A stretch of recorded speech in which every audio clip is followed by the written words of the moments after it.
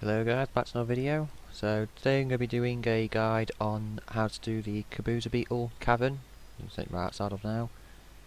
Before I go in, I'll have a quick run through of what I've got. So using the Elder Robes, the light side version, using 35s for agility, luck and precision, and I'm using agility, evasion chance and critical hit chance. Don't know what happened there. Critical hit chance on my exotics. Not got many. I think I've only just got the shirt exotic. I haven't got one for my saber or me robe. I don't think you even have one on the robe. No, I don't think you can. It's just that single shirt exotic with these 35 PCs. Some crap jewellery for rings, and then got some Guardian set pieces, just the left and right bracelets and the necklace. So I use a Guardian set because it's a bit more tanky, and at the moment I haven't got much for glancing blow, so it really helps. Plus the action cost reduction can be coming pretty handy. Not the best, well, I've got lightsaber, I think it's about 94% effective. Just some fairly standardish crystals, got an ancient pearl, it's nothing too great, just a 1273 DPS. However, one thing is I used this acid, Mandala's Foley in this one. Instead of my usual got lava crystal, just because if you reflect damage back onto an enemy and it's got a lava crystal or something similar to it, it can do a DPS attack, so like burn them. I'll explain a little bit more later about that and make a bit more sense, but sometimes you don't want to kill any of the beetles and the creatures in it, so using acid basically stops that from happening. If I'm not mistaken, acid reduces the chance of an enemy. It's a bit of a backwards saying. Basically, it almost increases your glancing blow if an enemy on that enemy. Wasn't really a good way of wording it. It's kind of confusing. Basically, if that one enemy that has the debuff active, when they hit you, there's an increased chance it'll be a glancing blow. Bit of get a head around that one. Instead of any burning attacks or any kind of extra damage over time, that's going to really affect them. That's pretty much it for gear. Buffs, you don't really need all these buffs or this gear. You can do it with quite a bit less, but I like to go safe and sorry. I've also got the master belt for the belt. Forgot to mention there. So buffs, I've got an entertainer buff, which is 1 into agility. I put 2 points into second chance, glancing blow and critical hit chance. You can also use action cost reduction if you feel like it. Personally, I saw in that video made last time how to solo it, or just me soloing it, should I say.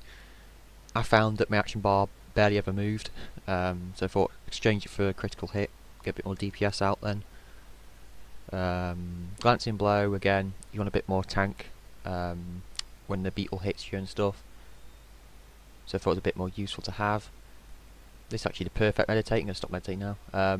You want the vision of the future for the critical hit chance, the extra strength, again a bit more damage.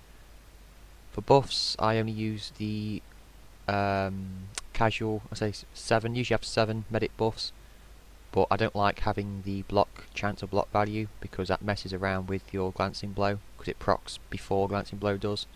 It sounds a bit backwards, but with the more block chance you have, it technically makes you, I say weaker, but it's not as effective, because you might get a really crappy block instead of what could have been a glancing blow, which comes after it. So I just go with the casual 6, especially if I'm trying to go for tank builds, which don't utilise any block. It's just normal focus, guardian set, that's usual. The other buffs I like to use, which is the Gacklebat, which gives me a bit of extra strength and precision. I think it's 40. Yeah, 40 of each. Favour of the Elders, Mustafar Injector, Tactical Stims for Officer to heal, and the Serum. I like to use the Breath of Heaven, gives you extra con and agility, so that's really useful for a bit more tanking again. This food, because Secura now allows you to have 1 drink and 1 food item, I usually have some food as well. Increases your evasions and your precision. So again, bit of extra damage, better evasion, bit better tank. For AoE damage, which I suppose is actually quite useful in this. I've only just realised that actually, because when he explode, I would have thought that had been counted as an AoE when you killed them, so that might actually been really handy with that. And later on I'll probably use the Ferocity Shard and Lava Crystal, sorry, Lair Crystal, just in case for when the boss comes, get a bit of extra tanky stats from that. I'll also use these critical hit pups, just a bit more damage, and I may as well just use this biological focus, gives me a bit of extra con for a few hours. I think that's pretty much it.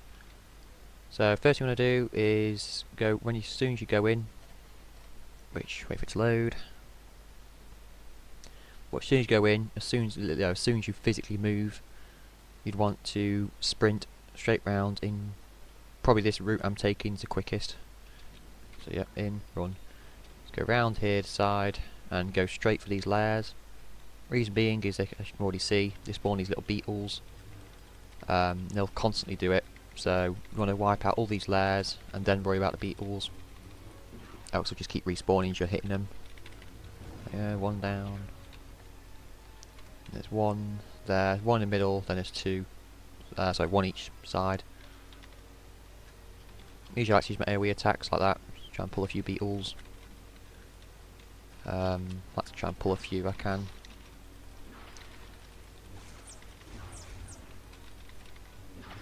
But it's generally pretty easy to kill the lairs, especially with this high amount of damage and critical hit. Don't take too much to destroy.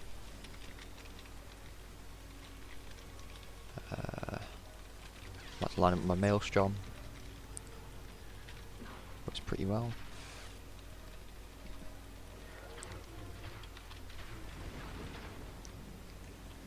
If you need to, which I don't at the moment, but if your health starts dropping a little bit quickly, or quicker than you'd like, you can also hit save the block, which I might actually do in a second.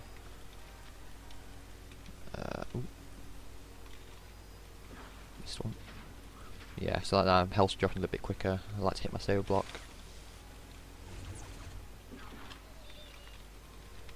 Enzymes. Yeah, you get a lot of enzymes from this. It's also the #1 spot I find to get the the 90.0% enzyme, which is like the capped best ones. I think I picked up 2 or 3 on Legacy. All just from here. I don't think I picked up any others from anywhere else. So definitely a good one to keep your hunt out. Okay. So I won't bother the soldier beetles just yet. One follows me, but I'm not overly fussed. There's these drones that you want to take out. Come on. Take out all these drones, I think that's all of them. So yeah, these soldier beetles will also spawn in. And this part of the task you'll see in a second, I've got to protect the droid. That'll be the other side of this wall, the way you entered. I'll see in a minute. There we go. So you'll start at the door over there, and he'll work his way round. But these beetles will try and destroy the droid, and if it gets destroyed, let's go through all the way, repeat this loop again. Hopefully it goes better than it did yesterday. I tried to record my first video yesterday, and it didn't really like it how it went. But it got really buggy, and all these beetles kept losing combat, and it just kept all attacking the droid, and it got a bit messy. I'm hoping that's not going to be an issue this time. But yeah, let's pull these. Again, this is where the first use of that acid comes in. I'm not using heat because I don't want to kill them. Because if they're aggroed like this on me, they can just follow me, they can hit me all they want. It's not a big deal. Let's do that. Yeah, they like to spawn. You kind of spawn elsewhere, but like absolutely just glitch through everything and just go straight to droids. You have to be very careful of that. I can sort of see the map, like that one over there. He's on his way. And then you can see in a second, just jump straight to the droid. Or me. Yeah, me. It's kind of a 50-50 with them. Sometimes you attack the droid, sometimes you go straight to attack you. I've noticed. But if you feel like you can't tank it, or you're taking too much damage, you can keep killing the beetles. But as I said, just keep respawning. Always go for the droid. So I don't like to risk that personally. Because if you imagine killing them, they all keep respawning constantly. You're trying to kill the next one, it's respawning. You can sometimes, your droid takes a bit too much damage. Because nearly as soon as they spawn, they'll usually get hit to the droids. It's kind of weird because it's really annoying the way kind of SPG works. So it could be all the way over there, but the droids start taking damage if it's already standing like right here. Just have to be kind of careful with that. If there's lots of respawning, they're always going to attack the droid. By seam of things when they respawn. It's not very good. Let's see, you just do it like this. But if you do start killing them using that way of doing it, kill them away from the droids, kind of like over here or something. So you're kind of close enough to the droids to pull them if they get aggroed, but also kind of keep them far enough away that when they explode, they won't deal too much damage to the droid. It's even better if you kind of stay behind it like this. So if they die, the droid just is kind of running away from it almost. Instead of like killing them in front of the droid will walk straight into the explosion or hover during the explosion. Need to just drain. Find one of the highest health I usually do, and then use drain on it. Again, saber block comes in handy here. Now if you're an LSJ and you're doing this, you'd also want probably saber reflect.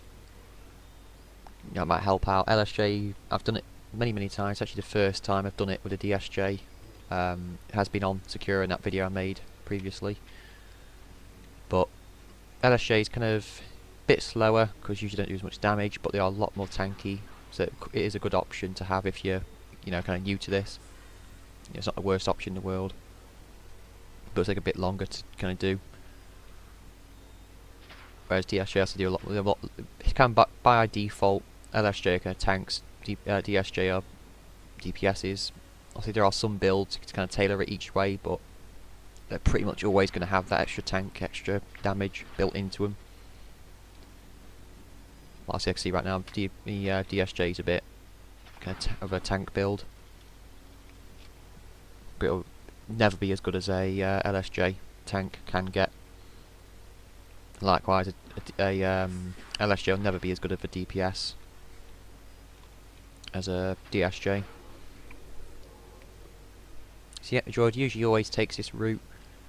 For some reason he likes to go back and repeat the zones he's already done. I'm not sure it's a bug or just some timer or something he's on, I don't know. But he'll go work his way around there, go to near the middle and make his way up that little ledge. Then he'll come back, go to here, all the way down to the bottom, come back up here, and he'll, like he's doing right now, he'll go all the way down to the bottom again for some reason. They'll work his way all the way around, past the middle into the other ledge, and usually get to one of those two checkpoints, and then you'll just spawn the boss, and they're going to be done. Sometimes he likes going in the middle, or a little bit further back to the other side. It depends. It's kind of weird. Droid does what he wants. Must double check all his nice survey markers are working.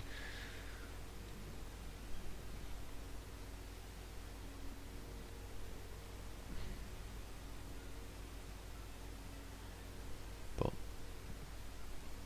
pretty much most of this instance actually is just tanking. It's just keep the probably do it on commando. I would dare say it'd be pretty easy to do it on as well. Especially with their block suits. I'd say piece of cake to do it on a commando, I'd guess. Same as an LSJ.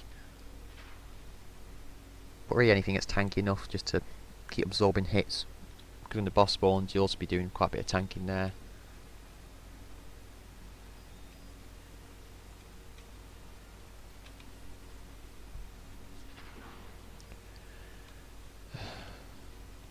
Slowly getting there.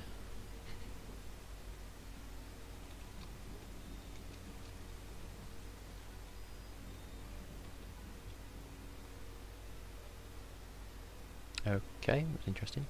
Oh, that was weird. Game kind of froze there for a second. Hope you don't do that in the boss.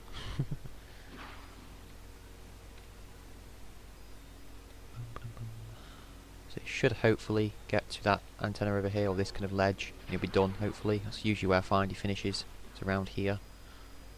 So the next 5-10 seconds.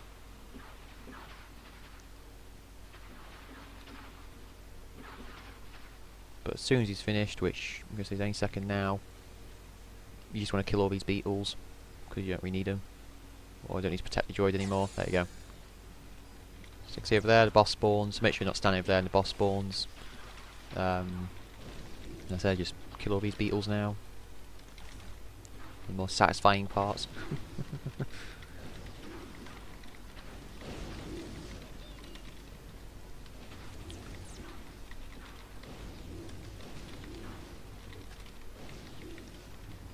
There we go. So this next part phase, if there's something like that beetle over there, it didn't bother with us. As long as it's not around the boss, it shouldn't be an issue. It won't run at you or anything.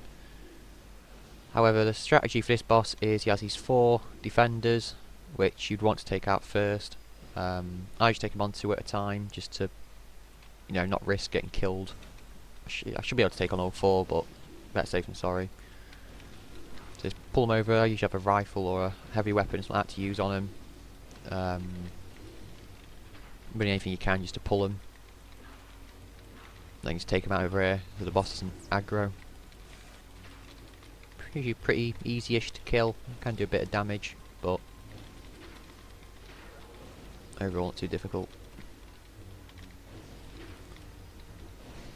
And basically see all these drones, they spawn that kind of tower over there, right over there, and near the back there. They spawn, and as you can see they're all charged to the boss and explode, which deals a lot of damage. But it's not like, oh no, there's loads, I'm gonna die. However, when lots of them explode like this, constantly bombarding the boss, it does get very quickly stacking, especially if you've not got the best tank. Yeah, you'll definitely notice the damage start pooling up. On top of the bosses, damage you'll throw at you as well gets a bit messy. But the main thing it also do, which is why the next phase makes more sense, is that these boss, when it explodes, it also heals the boss by quite a large amount. I think if there's even like a bigger group, you can just have like a strategy where everyone just bombards the boss with damage and kind of out-damaged heals. Especially if you've got like an officer or something like that that deals AoE damage, you can pull the beetles away. But in general, especially if you're on solo, you won't be able to out-DPS it. Get rebuffed. So the idea of this one is you get your rifle out again or anything, because it's a bit difficult to hit with a lightsaber, and you just wait and pull all of them on you. You kind of catch them midway towards the boss. What's in range? Pew. That one there. And sort of a similar strategy to before with a droid. Oh, missed that one. Is just pull each one of them. You kind of tank the beetles. Yes, I'm taking quite a bit of damage, but that's because I'm using a rifle. As soon as the lightsaber comes back on, the damage isn't so bad. There you go. So the idea now is that I'm going to activate my lair crystal and ferocity. It's kind of a bit more DPS and tanking. And with these guys on you, not being an issue, you just hit the boss. Bit of annoying that the boss has gone that side, but sometimes the boss being the other side of me, so he would have just kind of stood over here. If he's that side, he can use Maelstrom, but if he's in presence of all these beetles, I don't like to risk it, personally. As you can see, I forgot to put Saber Block on, but even without Saber Block, it's not too bad. Stims and drains usually outweigh it, especially for like the lair crystal and things, which really do help. And the Shard of Ferocity is pretty good. It's got like an hour cooldown, which isn't great, but it sort of takes up the spot of a Retaliation Shard, which I'd actually prefer over the Ferocity Shard, just for its 15-minute cooldown instead of an hour. There was something I mentioned about maybe changing, so that might change in the future. Have a same cooldown as Retaliation Shard.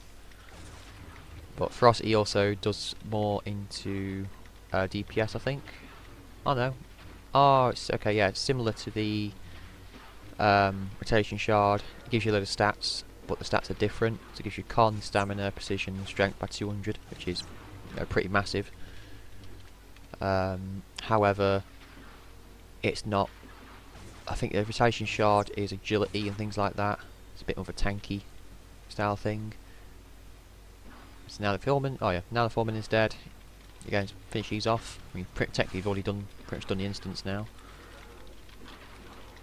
But just kill these beetles off. You might be able to see actually if I kill them, my health might drop pretty quick. Might not, maybe not. But yeah, you can see there my health drops quite a bit when they explode. But if that's consistently happening on top of the boss's DPS, it can be an issue. I think they might deal more damage if they're near the boss as well, I'm not quite sure. But there you go. You look at that. Pretty good chunk amount of health it stuck out there. So yeah, got a Kubaza carbine this time, which is cool. It's got the polearm twice. So that's the fine addition to my HK Mustafar whatever collection. So got quite a few enzymes, you can see, pretty much guaranteed to get them. Of course, if you don't want to get enzymes, you can toggle it off in the commands tab. There's an option / ability for it. I was looking for any 89s, the ones I'm interested in. 89s or more. Now, ideally, you can keep things like the dark blues, the reds, because there's pretty much no Beastmasters at the moment. But in the future, Beastmasters will really want them. Oh, nothing good. They can mutate pets or more likely mounts if it's a lower quality. Yeah. Oh, one lonely beetle that we missed apparently from the first and second phase. Okay. So yeah, so I don't always attack the droids. Sometimes I just like to stand there. Maybe just stand there, don't bother them. It's a little bit less DPS you're taking. I'm just not attacking a droid. Stay out of my way, stay out of his.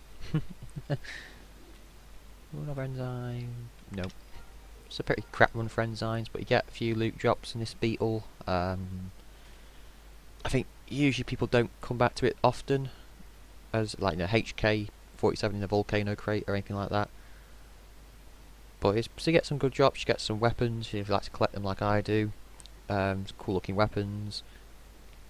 The main drop I think everyone likes from them is the sprint stims, which kind of self-explanatory, increase your movement speed by quite a high amount, or noticeable amount. I'm not overly fussed with them to be honest personally, but you know, it's kind of, it doesn't take that long to do. I mean, how long's, I'm not sure how long I got there, 42 minutes, so it only took me about 15, 20 minutes to do this. So it's quick, it's pretty simple to do, especially done it, the more you do it, the more naturally it comes to you, and you can just really get it done probably quicker than that actually, with a few more buffs, or if you've got a full draw reset or something like that. Of course, if you feel like you're easily tanking it, you can use some different draw resets, more DPS stats and things on it, which then make it even quicker for the boss fight and things. But it's all personal preference. There's a few ways you can kind of do things differently, and usually find everyone does it their own special way. Same with pretty much any other solo methods or group methods for instances and things. But yeah, that's pretty much the whole instance there. I think I've pretty much covered everything. I think.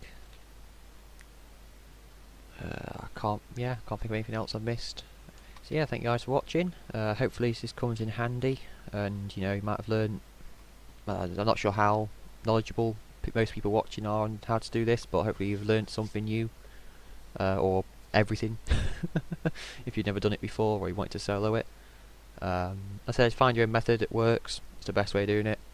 I think a few people taught me to do different things, and I thought, you know what, I don't like doing it that way.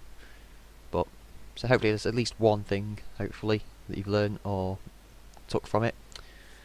And yeah, hopefully, especially as time goes on, more people be doing it, and it's more of a natural group forms or anything else. Because I think I'm the only one pretty much at the moment doing this. So yeah, hope you guys have a good time, and good luck if you try it. See you next time.